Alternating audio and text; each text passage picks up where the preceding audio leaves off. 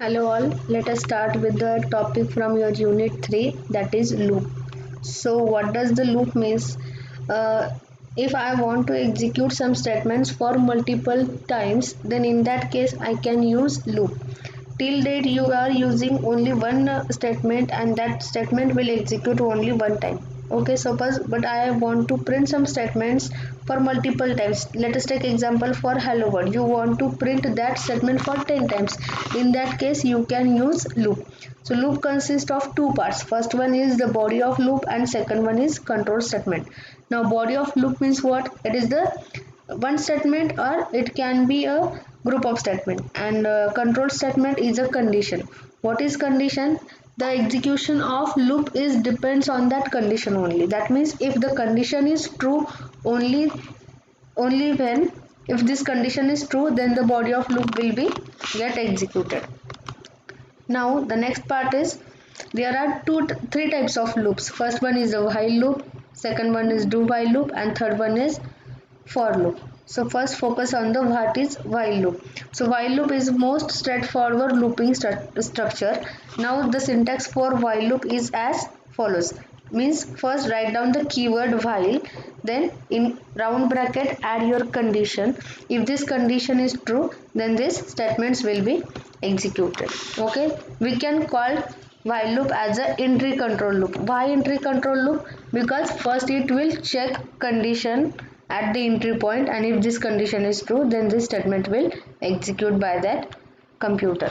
Now take one example. So here is one program. Suppose I want to print this hello world for 10 times. Then I can use variable I as a loop counter. So this is your first step, that is initialization. Means what?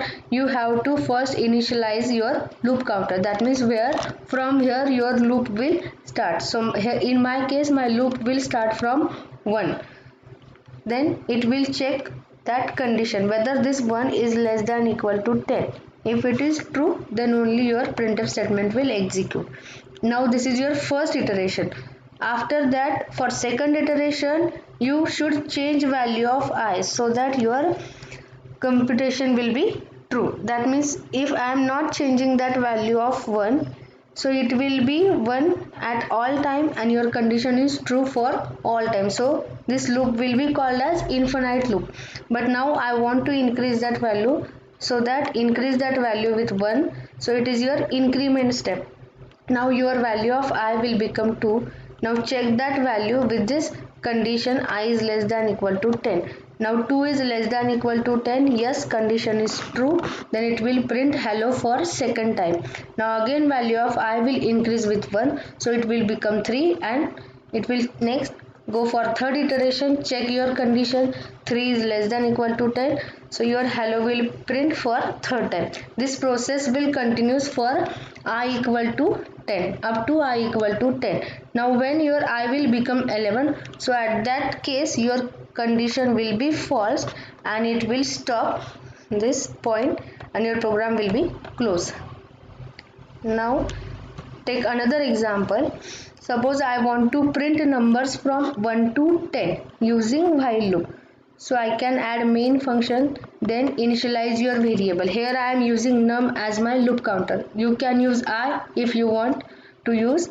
Now number is equal to 1. So it is initialization of your variable or initialization of loop counter. Now your condition will be what? While this number is less than equal to 10, then print your statements. Suppose I am giving you example that to print numbers from 1 to 100, then your condition will become while this num is less than equal to 100. But now take for 10 only. If so initially your num is equal to 1. Now this 1 is less than equal to 10, so your condition is true. Then it will print the value of num as a 1 using this printf statement, and then it will increase that value with 2. So here your num will become 2.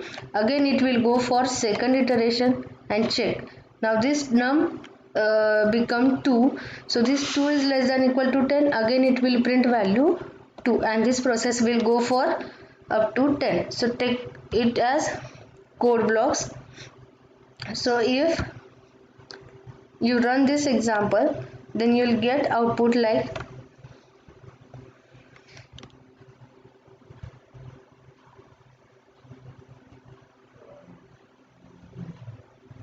uh, okay, this program is what? Your num is equal to 1. Check the condition num is less than equal to 10. If it is true, then print value of for num. And now this is your output. Num is starts from 1 and it will print numbers up to 10.